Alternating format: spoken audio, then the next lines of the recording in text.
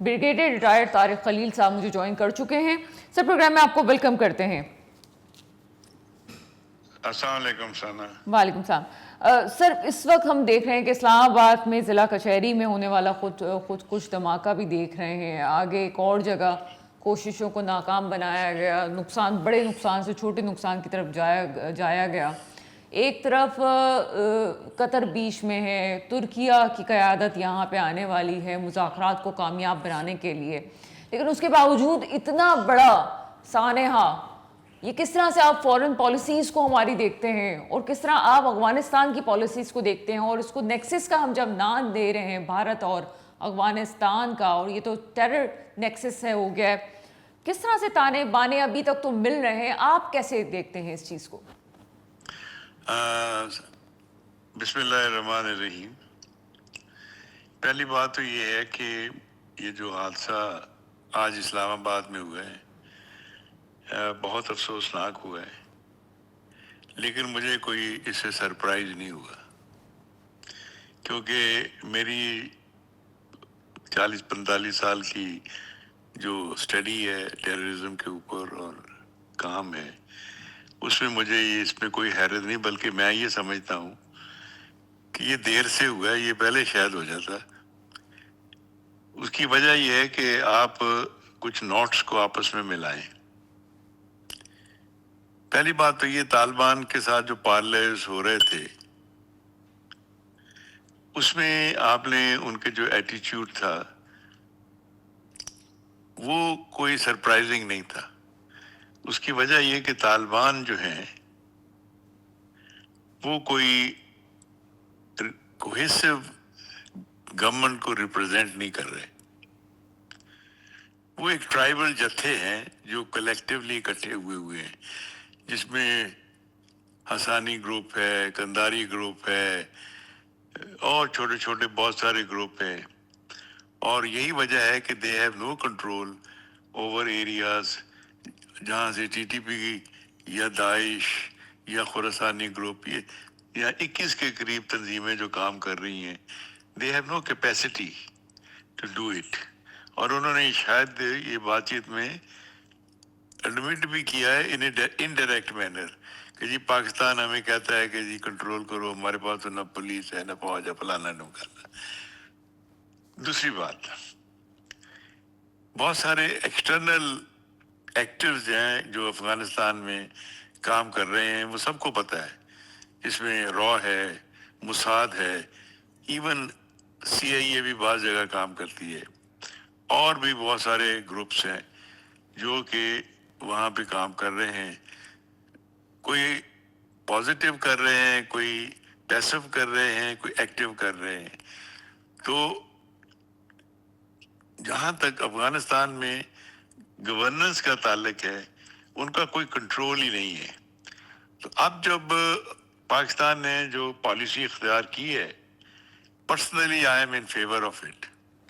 آپ نے دیکھا ہوگا میں نے کافی سارے آرٹیکل بھی لکھے اور آپ کو بھی بھیجے تھے کہ یہاں ایک ہمارے ہاں طبقہ ہے وہ کہتا ہے جی ان سے بات کریں, اور طالبان بھی کہتے ہیں جی آپ ٹی ٹی پی سے بات کرتے. میں کوئی بھی جو تنظیم ہے دہشت گرد, اس سے بات کرنے سے مخالف ہوں, اس لیے کہ ہم نے بڑا ٹرائی کیا ہے ان کو.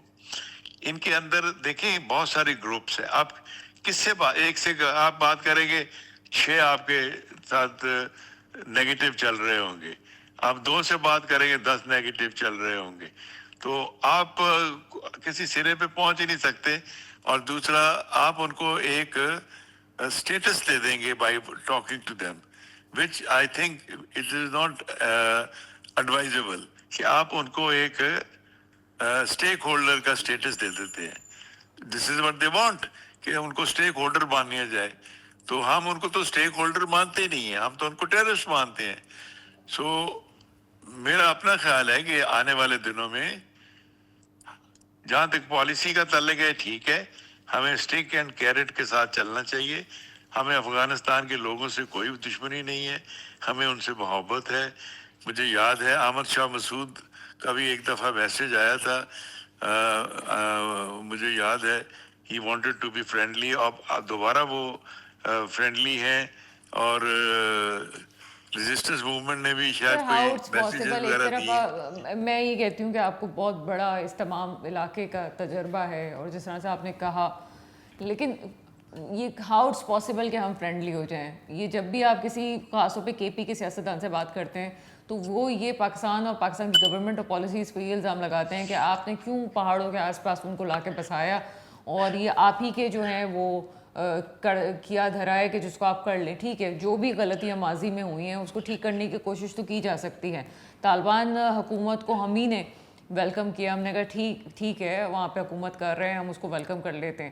اور پھر دیکھیں, جو آپ کا نیبر ہے اس کو آپ ایکسیپٹ نہ کرتے تو آپ کے پاس چوائس کیا تھی؟ چاہے وہ میں 80s کی کہانی پہ لے کے جاؤں اس بات کو, یا میں جناب اس کو میں آگے کی طرف لے کے جاؤں, کیا کہیں گے آپ؟ دیکھیں پہلی بات ہے یہ کہ میں 80s میں ڈائریکٹلی انوالو تھا. I was part of the policy making forums ہیں. 80s کا جو سینیریو تھا وہ it was entirely different scenario.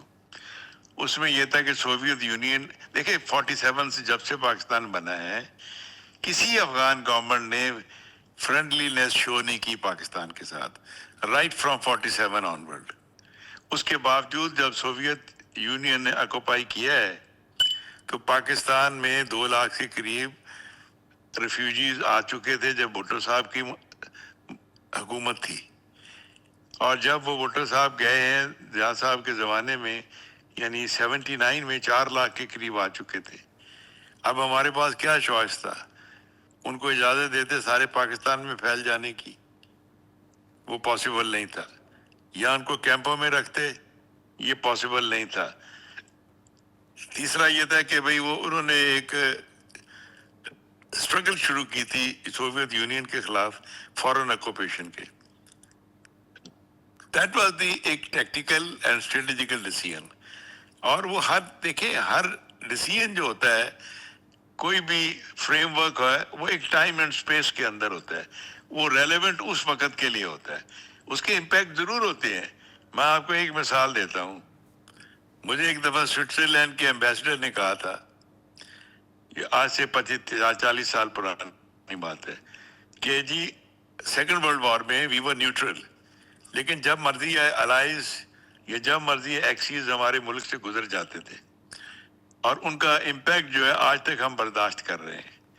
تو آپ چاہتے یا نہ چاہتے 80s میں ضیاء صاحب کو آپ جو مرضی کہتے رہیں, ان کا ایک کریڈٹ ضرور جاتا ہے کہ انہوں نے افغان وار کو پاکستان کے اندر نہیں آنے دیا. This is the most important component of that. Number 2, ہم نے امریکنز کو ڈائریکٹلی انگیج نہیں ہونے دیا.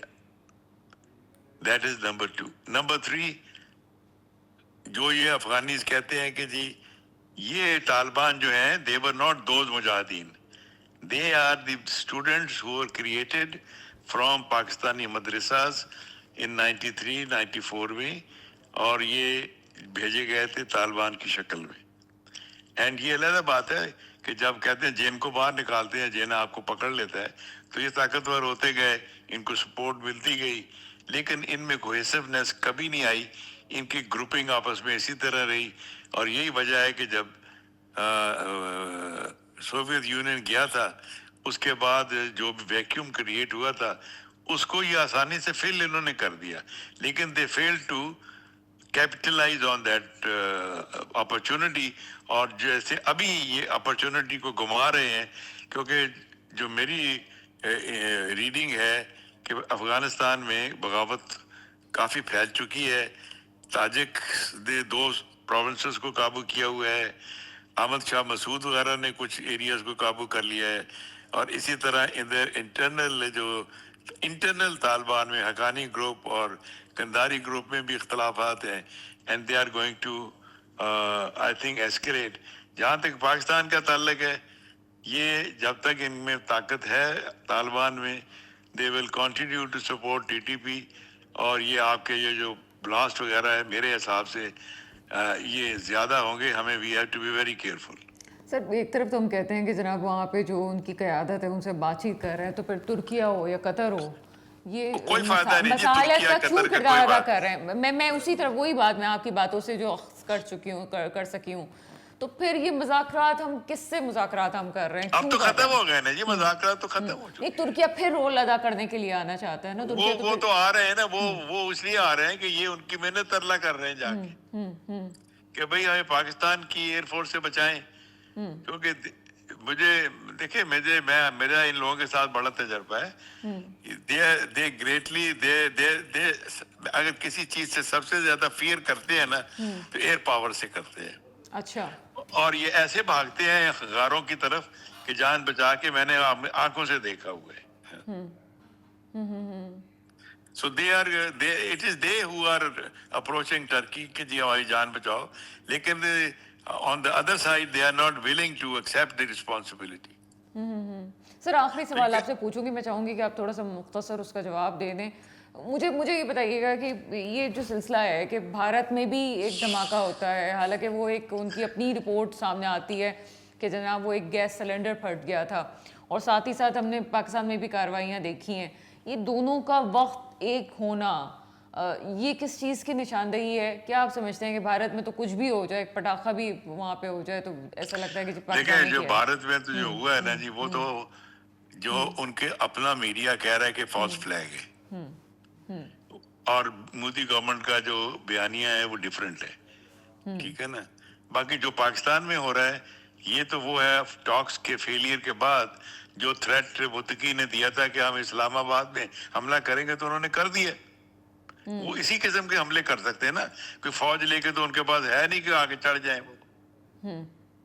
तो वो इसी तरह आपको तंग करते रहेंगे, जगह जगह सैबोटाज होगा, जहां जहां सॉफ्ट टारगेट होंगे, तो हमें बहुत केयरफुल होना पड़ेगा। हमारे एक प्रॉब्लम है हमारी लॉ इन्फोर्समेंट का, this is my experience, I may be wrong, कि हमें एक सेंस ऑफ कॉम्प्लिसेंसी आ जाती है।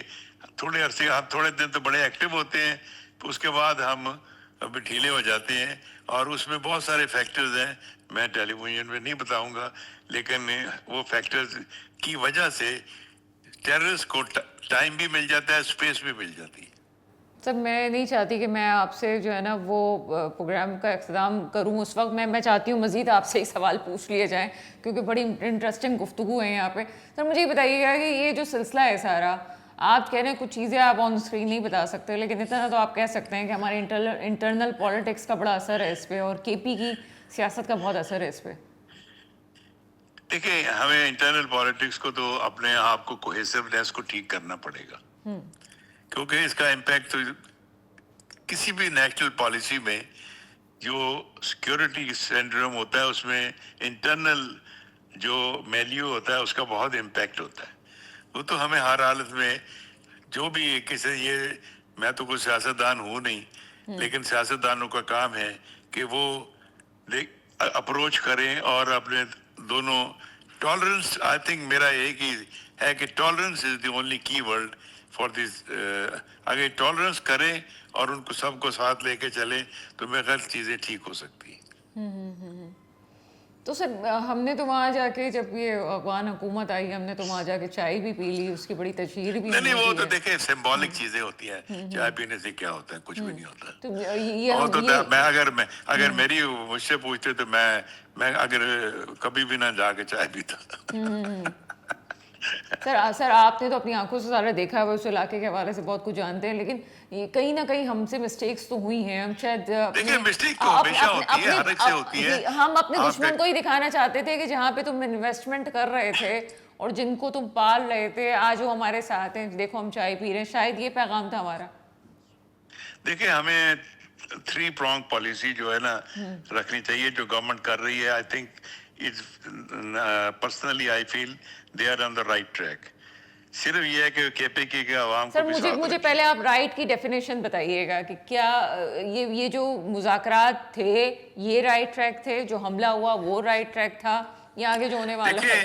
डॉक्टर जी। साहब, बात ये है कि ये जो मुज़ाकरात थे, इसमें इन लोगों ने अप्रोच किया था कतर को, इन लोगों ने अप्रोच किया था टर्की को, तो मेरा ख्याल है एक डिप्लोमेटिक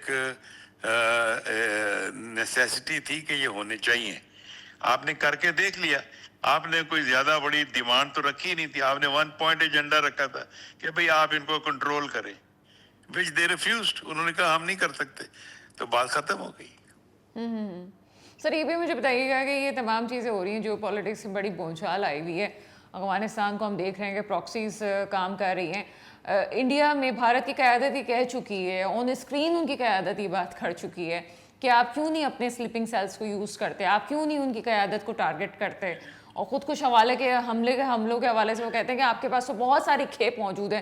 یہ بھی آپ جانتے ہیں, میں بھی جانتی ہوں کہ ان کی کھیپ کوئی کسی معصوم ذہن مسلمان کو استعمال کر کے وہ یہ کام کر سکتے ہیں. ان کے اپنے لوگ تو یہ کام کرنے سے رہے کہ جناب آئیں اور یہ پراکسیز جو اس وقت کام کر رہی ہیں پاکستان میں وہ اس طرح سے کام کریں.